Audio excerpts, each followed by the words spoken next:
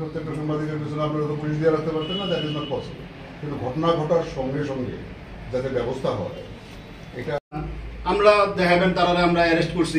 আরে ক্রাইম যে মার খাইছি এটা কি রিকভারি হইব? কদিন আগে একটা সিরিয়াস অপারেশন হয়ে গেছে। এখন এটা হওয়ার পরে গত 1 বছরের মতো সময় আমরা পাইছিলাম যে মানে একটা ইসের পিরিয়ড, যখন মানে কাজ করবো সাংবাদিক মুখ বাইরে তো করতে পারতো না। আমার একটা প্রোগ্রাম ছিল লাইভ টেলিকাস্ট অনুকূল ঠাকুরের বাইপাসের মনেনগর বাইপাসের, আমরা এটা লাইভ টেলিকাস্ট করছি। পুলিশেরা প্রায় রাত্রি হয়ে গেছে 12টা সম্পর্ক বসে দিচ্ছি, সেপরে তো আমরা মারটান বুঝাই দিচ্ছি। সেটা আমরা বুঝে দিচ্ছি। এমনিতে আমরা যে দাদা আছে দাদা ফোন করছে, গাড়ির ড্রাইভারকে ফোন করছে, গাড়ি ড্রাইভারে ফোন করছে। পরে গাড়ি ড্রাইভারে করেছে তাল বাহানা করতেছে, আম্মু আইতাছি ইত্যা করতে করতে প্রায় 2টা বেড়ে গেছে। এবার আমরা বয়ে দিচ্ছি, এরপরে আইসি এসে বলতে আমি জাস্ট জিজ্ঞেস করলাম যে ভাই তোমার তো দেরি হয়েছে কি মানে কথা বলছে না, বই দিয়েছি সেটা। তারপরে দিয়া আমি বলছি ঠিক আছে ভাই দেখেন না বুঝতে পারবে যেন পরিবারও আছে, তারা স্বেচ্ছাসেবী তারা আছে, তারা আসে তারা বলবে নিচে করে দিচ্ছে। এবার আমরা মতো করে সেটা গাড়িতে জিনিসপত্র নিয়েছিলাম, অন্যজনের গাড়িতে করে জিনিসপত্র নিয়ে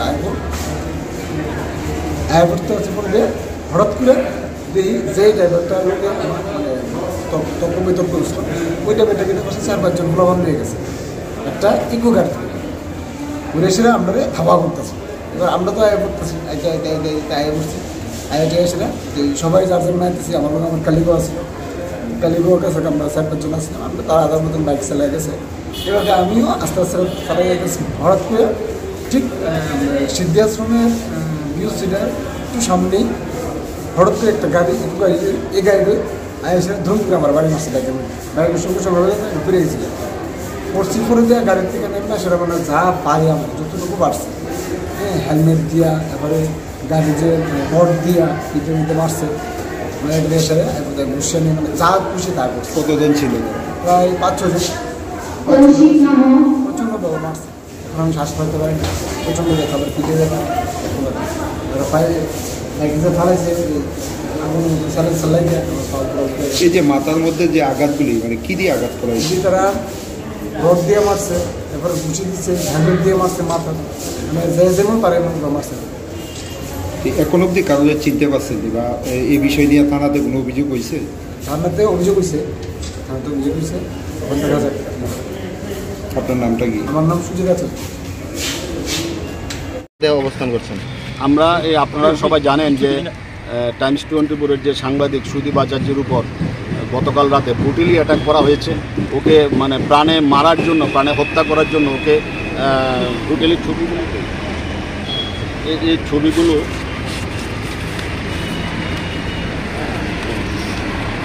এই ছবিগুলো দেখেন, আপনারা দেখেন, এই ছবিগুলো দেখেন কীভাবে ওকে হ্যাঁ কীভাবে ওকে মারা হয়েছে।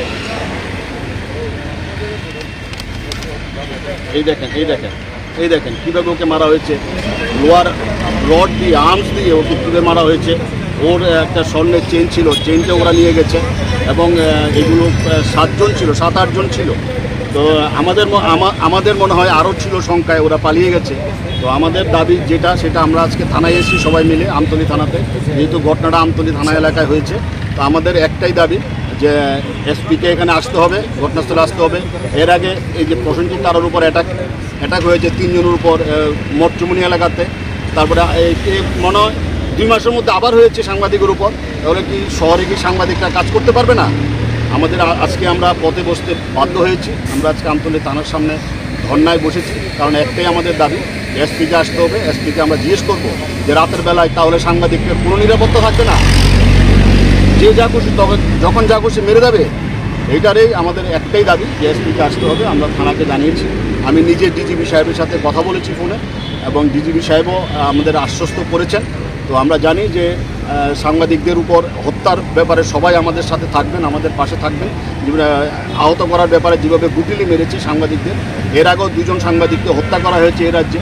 তো আমরা চাই না এই ধরনের ঘটনার আবার পুনরাবৃত্তি ঘটুক, কিন্তু যেভাবে একের পর এক সাংবাদিকরা আক্রান্ত হচ্ছে, কিছুদিন আগে খোয়াইয়ে আমাদের আশিস চক্রবর্তীর উপর হামলা করা হয়েছে, ব্রুটালি হামলা করা হয়েছে, ওর নাক ফাক সব ফেটে গেছে। এইগুলোর প্রতিবাদে আজকে আমরা সব মিলিয়ে আমরা এখানে বসেছি। আমাদের দাবি এসপি আসলে আমরা এসপির সাথে কথা বলবো, তারপর আমরা প্রয়োজনীয় সিদ্ধান্ত নেব। সাংবাদিকদের উপর আবার আক্রমণ হয়েছে, ভীষণভাবে আক্রান্ত হয়েছে আমাদের সাংবাদিকরা। এদেরকে রড দিয়ে পিটিয়ে, মানে এদের পেছনে দুষ্কৃতিকারীরা ছুটতে ওদেরকে মেরেছে রড দিয়ে, মারাত্মক।